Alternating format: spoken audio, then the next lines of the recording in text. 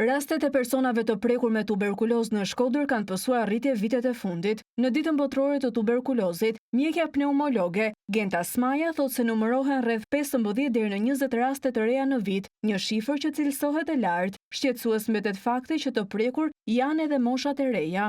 Në qytetin e Shkodrës, situata në vitet e fundit, po flasim për periudhën e mbas Covidit, vihet re një numër prej 15 deri në 20 raste të reja të diagnostikuara në vit. Ka shumë rëndësi dyshimi klinik tek pacientët dhe diagnostikimi sa më i shpejti i kësaj patologjie në mënyrë që të parandalojmë diagnostikimin e pacientëve në forma të rënda. Për tuberkulozin ka ende një stigmë që mund të sjellë pasoja fatale për personat e prekur, por sipas mjekëve, kjo nuk qëndron sepse në ditët e sotme konsiderohet sëmundje e shërueshme.